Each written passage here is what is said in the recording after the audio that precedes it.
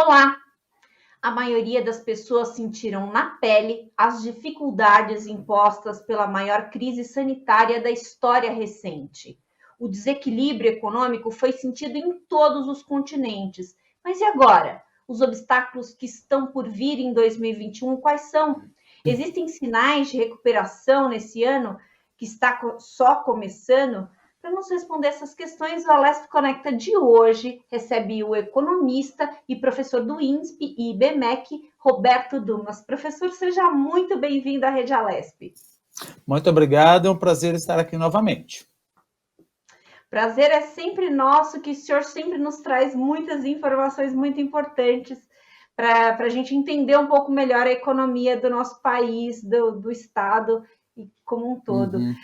Professor, embora o auxílio emergencial tenha sido inferior ao salário mínimo, esse dinheiro manteve parte da economia respirando em 2020.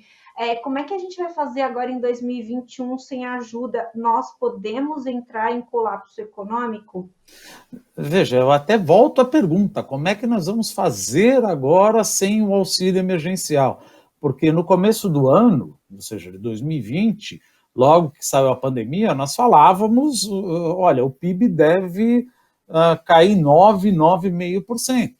Só que aí nós anabolizamos a economia, e felizmente, se é que a gente pode dizer assim, gastamos mais de 275 bilhões de reais com auxílio emergencial, ajudando mais de 68 milhões de brasileiros. Começamos com R$600, caiu para 300 e agora, no final do ano, ou seja, janeiro, acabou.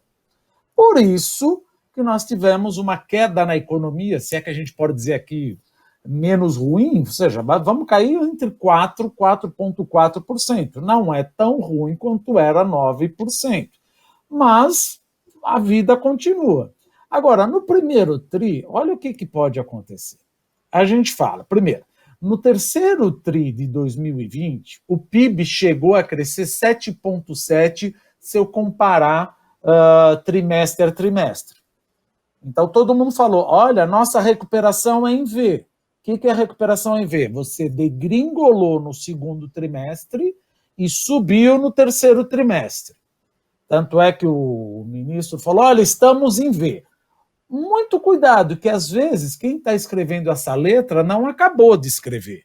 Porque o V não acabou, infelizmente. Por quê? Eu estava ganhando R$600, a população ganhava R$600, e já nos últimos 3 meses a população passou a ganhar R$300. Então, o último trimestre de 2020, certamente o crescimento, o PIB, Produto Interno Bruto, que é a renda das famílias, vai crescer menos. Então, o que eu quero dizer? Você bateu o V, mas agora você vai crescer menos. Então, parece que nós estamos construindo não um V, mas um W. Aí você fala, mas o pior passou em 2020. Se nós usarmos o ano inteiro, é óbvio que em 2021, se Deus quiser, nós vamos cair 4, 4,5. Mas pensa no primeiro trimestre de 2021. O desemprego vai aumentar. Por que o desemprego vai aumentar? Porque existe, uma vez nós já até falamos aqui, um aumento do desemprego estrutural. Por que aumento do desemprego estrutural? É aquela coisa que a gente fala. Antigamente eu ia aí na Lesp conversar com vocês. Eu ia pessoalmente. E depois saía, tomava uma Coca-Cola, comia um pão de queijo, voltava de táxi, voltava de Uber, etc. Agora nós estamos fazendo as coisas mais online. Ou seja, o home office veio para ficar. Não quer dizer que nós vamos trabalhar 5 dias por semana em casa, mas pelo menos 1 ou 2 dias por semana nós vamos trabalhar em casa. O que vai acontecer? Aquelas pessoas que abriram um restaurante ao lado de vários grupos empresariais não vão vender como achavam que ia vender. Aqueles bares que geralmente o pessoal fazia happy hour não vão vender como iam. Aquela turma da limpeza, que era vastamente necessária, porque o prédio sempre estava cheio, não vai ser tão necessário. Os seguranças não vão ser tão necessários. Então, tudo aquilo é um desemprego que não volta mais. Eu não preciso disso. O pessoal fala, não, mas vamos me recuperar. Veja, agora Se a pandemia durasse um mês, a gente falava, não, nós vamos voltar todo mundo para trabalhar fisicamente. Mas ela está durando um ano e nós aprendemos a trabalhar de casa, e a produtividade até aumentou. Então, tanto é que a gente vê que a recuperação ela pode ser em K. O que é o K? Ela é uma recuperação, por exemplo, dos setores que a gente fala fica em casa. Por exemplo, quem acompanha a Bolsa, você vai ver que a performance das ações do Facebook, do Amazon, do Apple, do Google e do Netflix, que é aquela coisa, eu só vou usar essas coisas quando eu estou em casa. Elas explodiram na Bolsa. E muitas das ações que a gente aqui no Brasil utiliza e que fica em casa. Olha o que está acontecendo com o iFood e todas essas coisas. E o K? Aqueles setores que, infelizmente, são largamente impactados com o stay at home. Mas, respondendo à tua pergunta, o desemprego estrutural tende a aumentar. Eu não vou ter esse auxílio emergencial. A curva de mortes já está aumentando, ela está batendo o recorde. Isso não é opinião, isso não é fake news, isso é o que já aconteceu. Ela está batendo o recorde que ocorreu, se eu não me engano, em julho ou agosto, que a média móvel é de 1.100 a 1.200. Só digo que aí eu estou no range e não tenho plena convicção quanto que está dando. Agora, se ela aumentar o nível de mortes, daqui a pouco a gente fala da vacinação.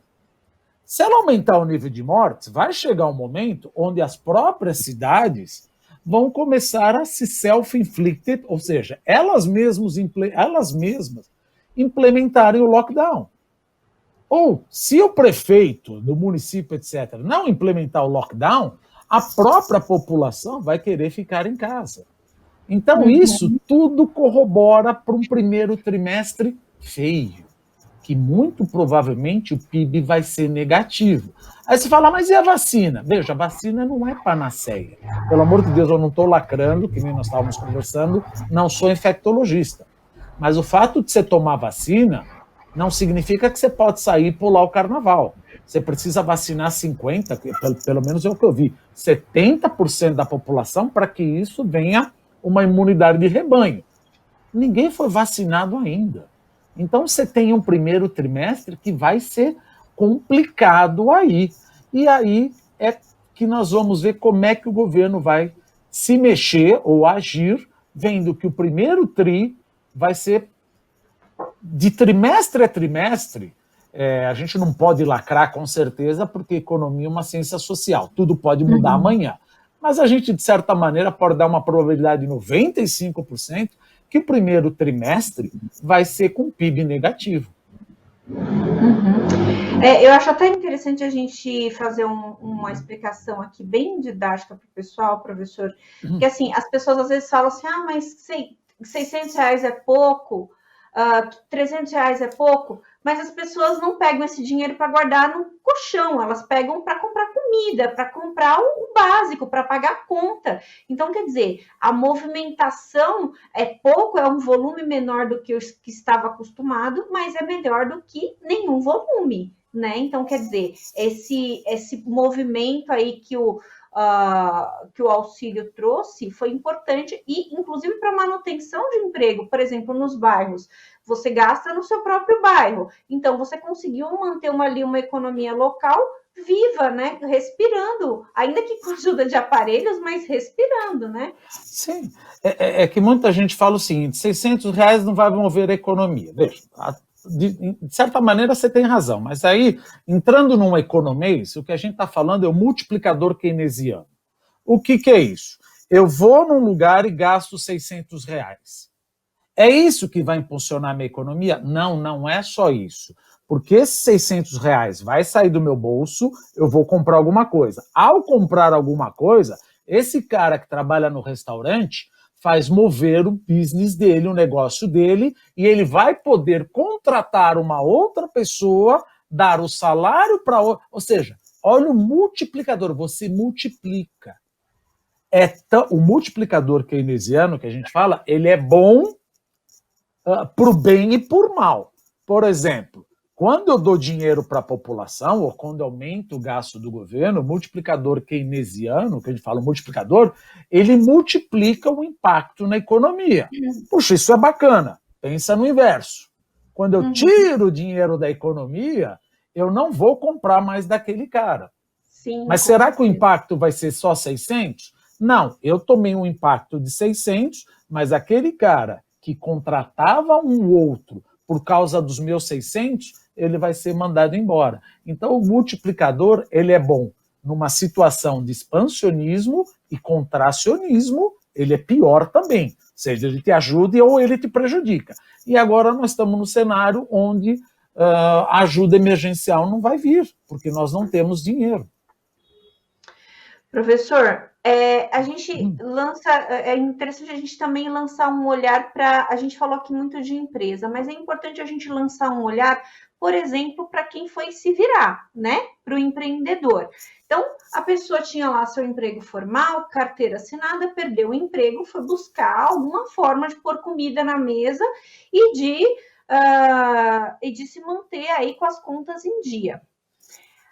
Com o baque do fim do auxílio, essas pessoas são prejudicadas. Eu dei esse exemplo ali do pessoal do bairro, né, que manteve a economia ali viva enquanto o auxílio estava sendo pago. Essas pessoas sem o auxílio, que aí a gente pode pensar numa certa retração econômica, podem ser, assim, os mais prejudicados pelo fim desse dinheiro vindo do governo? Depende de que setor econômico você está falando. Por exemplo, nós estamos a pandemia trouxe muitas mudanças no consumo. Que nem eu estava falando, nós aprendemos a ficar em casa. Que setor você está? Você está no setor de entrega de alimentação, de entrega em casa, ou seja, o que eu quero dizer, você está no setor onde privilegia, em inglês como a gente fala, o momento do stay at home, você privilegia ou você atende as pessoas que não querem sair e vão ficar em casa, essa turma vai se beneficiar. Agora, aqueles que entraram no setor que depende largamente de pessoas na rua, depende largamente de pessoas que vão trabalhar como trabalhavam, ou seja, fisicamente, a mudança no modus operandi do trabalhador mudou. Então, aqueles que trabalham em serviço, infelizmente, não é uma questão de, olha, vai passar. O consumidor mudou, que nem nós estávamos falando. Eu sou professor, eu já até comentei aqui. Agora as aulas são híbridas. Sim. Antigamente, quando um aluno faltava, ele mandava o WhatsApp, professor, desculpa, não deu para ir na aula. Bom, paciência. Hoje, mesmo que ele esteja um pouco atrasado, ele fala, quer saber? Não vai dar tempo de pegar o metrô ou o ônibus, eu vou fazer uma aula híbrida. Olha todo o comércio em volta da escola que vai sofrer. Porque nada melhor do que o ensino híbrido. Mas você vai fazer toda hora o ensino online? Não, só quando tiver uma reunião, quando tiver com preguiça de ir para a escola, mas isso afeta todo o comércio que fica em torno da escola. Isso sem falar no Uber, no consumo de gasolina, tudo isso acaba impactando. Então, o que eu quero dizer? Empreendedor, leia o mercado. O que eu quero dizer como leia o mercado? Se você está entrando num setor que privilegia o ficar em casa, mesmo com a vacina, isso vai ter, então você tende a se beneficiar, porque é muito difícil nós mudarmos o nosso comportamento. Mas como assim muito difícil? Veja, os bancos estão mandando gente embora porque estão digitalizando. Era uma coisa que ia acontecer, era inexorável, mas antecipou o inevitável. Então essas pessoas vão embora. Não, vou montar agora um restaurante ou alguma coisa de happy hour para aquele centro empresarial. Pode até montar, mas o teu plano de negócio que você eventualmente pensou para 2018, 2019, diminua 20%, porque essas pessoas não vão frequentar o teu restaurante, a tua loja, o teu serviço, porque essas pessoas, pelo menos uma ou duas vezes por semana, vão ficar em casa. E isso você tem que adequar teu business plan, infelizmente ou felizmente, a uma nova realidade que veio para ficar. É o que eu sempre digo, se a pandemia durasse 3 meses, a gente ia voltar para trabalhar direto. Não teria essa tranquilidade. Mas agora gostamos de ficar em casa. Uma vez por semana, não tem nada melhor do que se acordar 8 horas e 55 minutos para ter uma reunião às 9 horas. Isso é impagável. Antigamente você tinha uma reunião às 9 horas, você tinha que acordar às 7. Agora você acorda às 8h55 e pronto, já está pronto para as 9 horas. E o cara aprendeu. O cara aprendeu. E as empresas estão fazendo isso, porque isso diminui o atraso, diminui o estresse. E veja, é aquela coisa, estamos em reunião, temos todas essas plataformas aqui para fazer. Qual é a diferença? Eu estou rindo aqui pensando aqui com os meus botões, é porque o senhor não faz escova e nem maquiagem, por isso que são só 5 minutos. Não é nem escova, eu nem penteio o cabelo, né? Eu nem sei, às vezes, por ordem, a gente faz assim, mas não precisa nem pentear o cabelo. Olha, e assim, eu fico, voltando aqui um pouquinho do que o senhor estava falando antes, eu fico pensando também na questão do imobiliária, né? Porque para instalar o seu negócio ali, o dono do imóvel ali das imediações também tem um lucro significativo e esse lucro vai ter que ser revisto, porque não dá para ele manter aquele patamar anterior aí à pandemia e até por todas essas questões que a gente já levantou aqui, da redução aí do público e uma série de outros fatores. Então, o impacto em todos os setores é considerável, com certeza. Veja, o impacto no setor imobiliário ele é um pouco difuso ainda. Por exemplo, antes da pandemia, você via que tinha várias empresas que estavam vendendo até como um investimento, apartamentos ou flats pequenos que ficava perto da Faria Lima, que ficava perto da Paulista, ficava perto da Berrini, porque, puxa vida, o cara mora lá na Vila Mariana, mora no Ipiranga, até chegar na Faria Lima demora 1h30, então ele pega e ele aluga. Então, isso daí, eventualmente, talvez possa sofrer alguma coisa.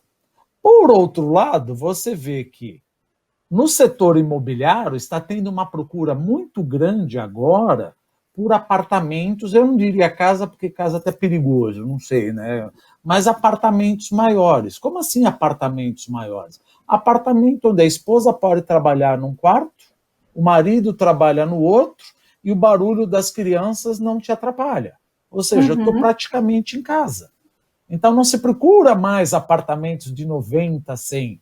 O cara fala, não, isso daqui é meu apartamento e meu escritório, 1 ou 2 vezes por semana, então preciso pelo menos 200 a 250 metros. Então você vê que o setor imobiliário está vendendo mais apartamentos de metragem maior, porque ele percebeu que aquela briga da tua mulher com o marido, fala, não, agora sou eu que vou usar o mico, não, agora é você, fala, pera um pouquinho, não dá para tirar, então vamos mudar. Mas eu não tenho dinheiro. Sim, mas pensa no que você vai economizar. Pensa quanto tempo você fica. Por exemplo, eu trabalhava numa instituição financeira.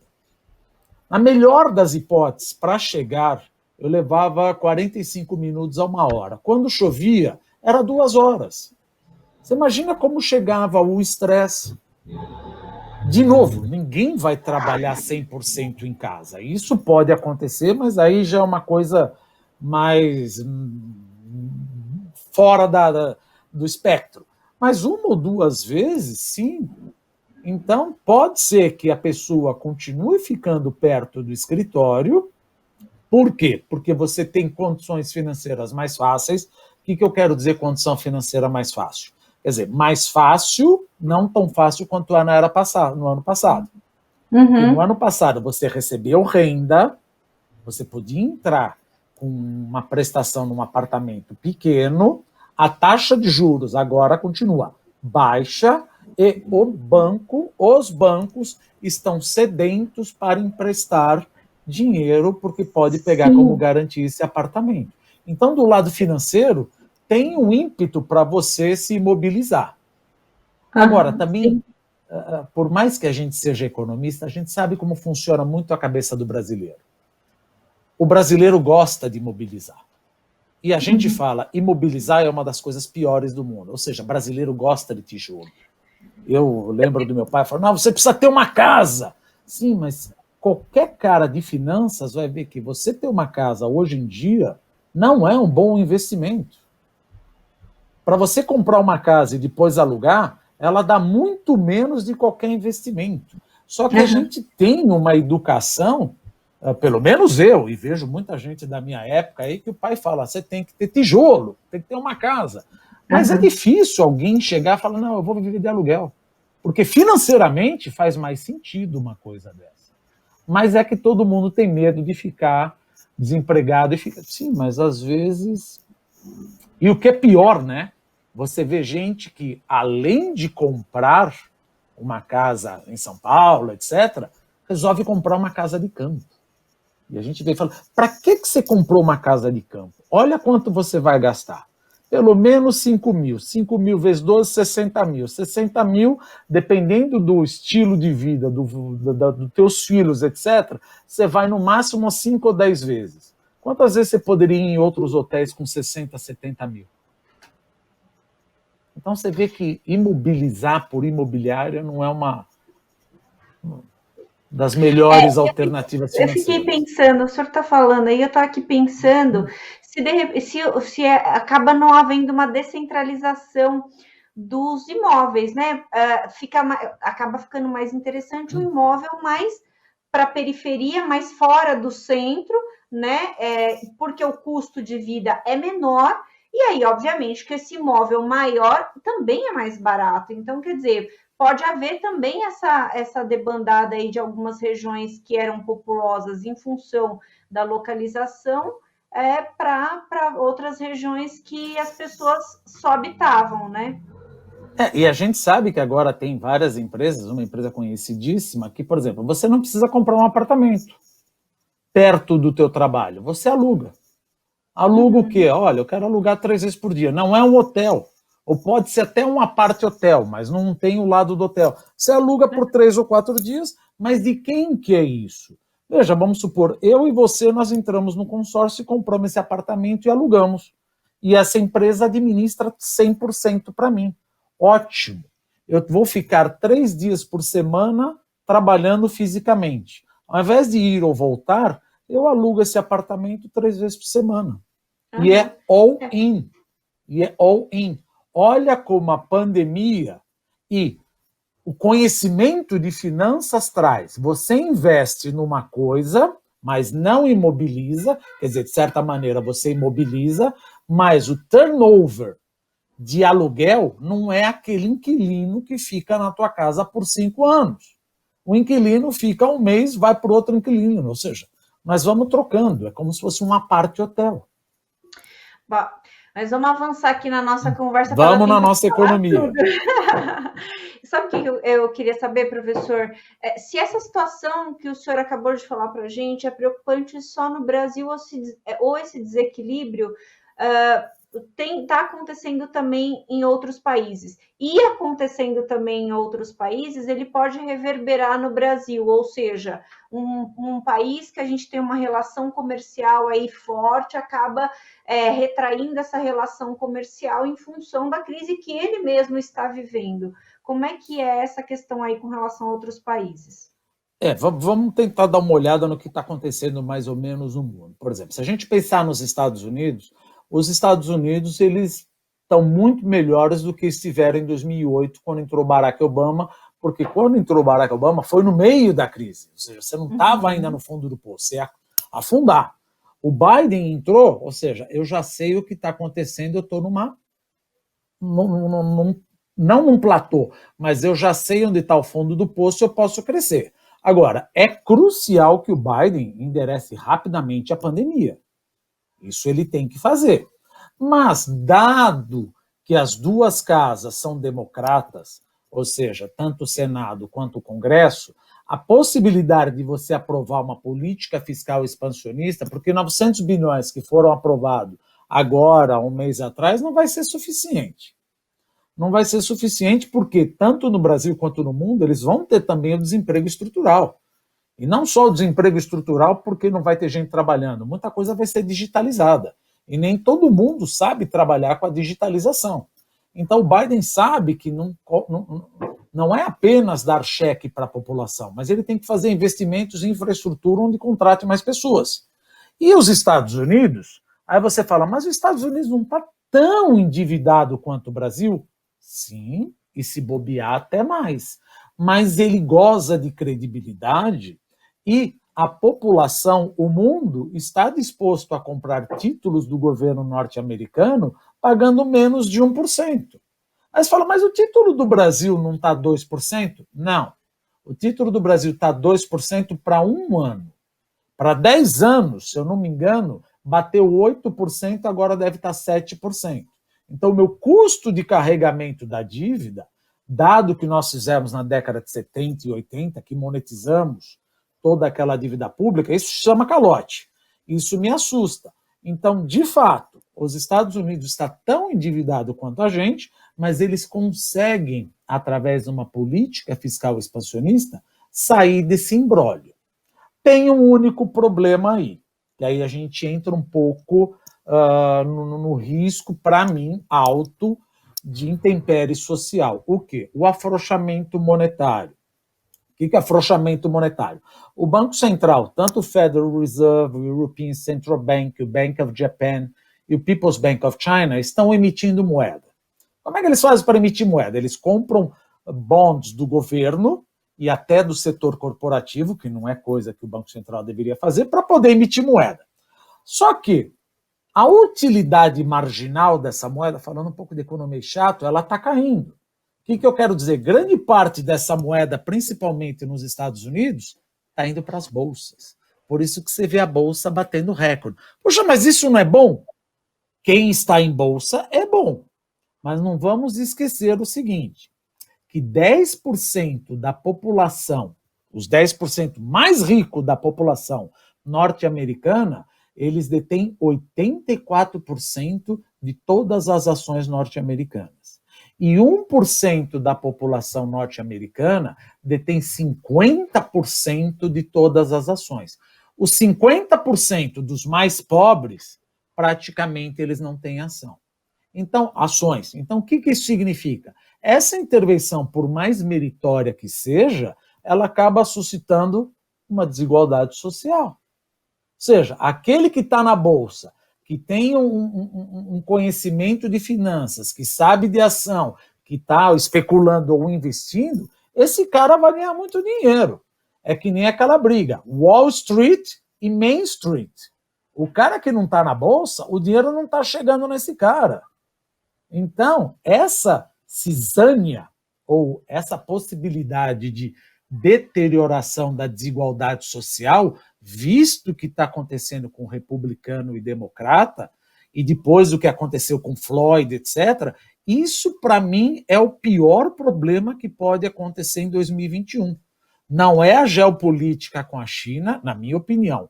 Não é a inflação de preços, que isso também pode bater, porque o preço de commodities agrícolas está subindo, mas o meu principal receio é que, como consequência desse afrouxamento monetário, você piora a desigualdade social. E o Biden não tem tanto cacife para mexer isso num ano. Pelo lado da Europa, a Europa está quase numa japanificação.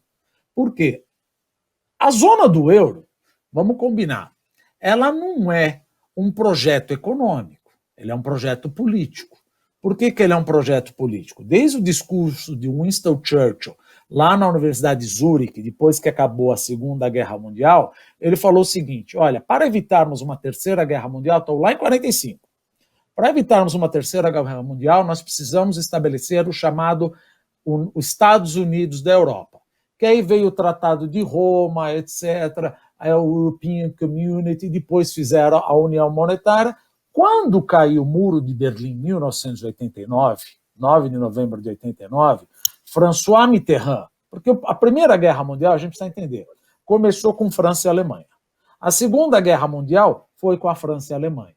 Quando caiu o Muro de Berlim, em 1989, você tinha Helmut Kohl de um lado, François Mitterrand do outro. François Mitterrand já ficou com medo danado. O Helmut Kohl falou, gente, a melhor coisa agora é nós unirmos uma Alemanha. Só que François Mitterrand falou, eu até concordo, mas a gente precisa acelerar o projeto de unificação das nossas moedas. Como assim? Não é hora de unificar nossas moedas. Não somos uma área monetária ótima. Uma taxa de juro não vai servir para todo mundo. François Mitterrand disse, tá bom, mas isso não me interessa, a gente precisa unificar nossas moedas em 1999. E foi o que aconteceu. Só que você montou um avião McDonnell Douglas, que deveria ter 3 turbinas, com 2 turbinas. O que é? Você tem uma única política monetária para todos os países, e não serviu, por isso que tivemos a crise da zona do euro, uma única política cambial, ou seja, um câmbio único, só que a política fiscal, cada país tem a sua. Não funciona. Robert Mundell, que é o teórico da área monetária ótima, fala, se você quiser abrir mão da soberania da sua moeda, você também tem que abrir mão da soberania fiscal. Agora, qual é a probabilidade dos espanhóis e dos franceses abrirem mão da diretriz fiscal para um governo suprapartidário que nem existe, que vai decidir sobre o expansionismo contra o sionismo fiscal? Porque cada país gasta o quanto quer. E aí fala a Alemanha, pô, você gasta quanto quer, no final eu tenho que te ajudar. Tá, mas se você não me ajudar, eu quebro. E se eu quebro, eu te levo junto, Alemanha. Sim, então, com certeza. A zona do euro, ela não vai crescer tanto quanto os Estados Unidos. Isso me assusta. Professor, a gente já está chegando no final do nosso programa, infelizmente, porque tem tanta coisa. Eu falo bastante, né? Tem tanta coisa que eu queria saber ainda, mas eu queria fazer uma pergunta muito rapidamente antes da Amanda, que está aqui com a gente na parte técnica. Amanda está brava. Eu queria fazer uma pergunta muito rapidamente, porque eu acho que isso é muito importante para a gente encerrar esse programa, que é o seguinte, alguns setores da economia conseguiram se manter vivos, como o e-commerce, a construção civil, foi muito bacana, e teve outros aí que conseguiram sair ilesos e até ter um crescimento aí no ano de 2020. Só que, por exemplo, a construção civil aumentou os preços consideravelmente. Então, você vai comprar, sei lá, um piso, alguma coisa assim, o preço subiu consideravelmente, obviamente que isso traz aí uma certa inflação para o país. Nós vamos herdar em 2021 essa inflação que veio ali desses setores que foram bem? Rapidamente, professor. Veja, eu não tenho receio da inflação desses setores que foram bem, eu tenho mais receio da inflação de setores agrícolas. Esses vão somar bastante.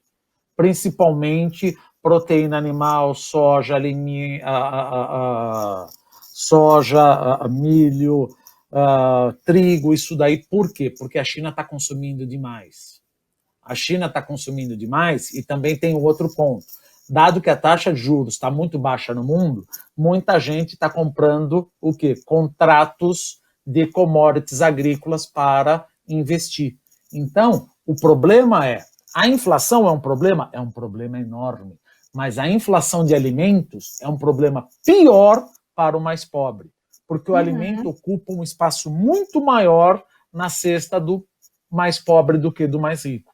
Então, esse é um problema que me assusta um pouco para o ano 2021. Não a inflação como IPCA, mas a inflação de alimentos e o que é pior, né? Dá mais desigualdade social e pode suscitar mais tensão social em alguns países. Excelente observação, professor, muito bom. Queria agradecer mais uma vez a sua participação aqui na Rede Alesp e já vou deixar um convite para a gente fazer uma análise no segundo semestre ou no segundo trimestre, porque eu acho que é importante a gente a gente está num momento que não dá para fazer uma análise a longo prazo. Então, de trimestre a trimestre, a gente vai entendendo o que está acontecendo com a economia, se foi aquilo mesmo que a gente acabou de conversar, se a coisa foi melhor ou foi pior. Então, eu acho que assim a gente consegue entender e fazer com que as pessoas também entendam lá de casa. Muito obrigada, professor. Eu que agradeço, combinado, aguardo o próximo convite. Obrigado. Esse foi mais um Alesp Conecta. A gente falou de economia e da perspectiva para 2021, pelo menos para o primeiro trimestre de 2021. Você fica agora com a programação da Rede Alesp e você pode rever esse programa e outros programas da Rede Alesp nas nossas redes sociais. Muito obrigada e até mais!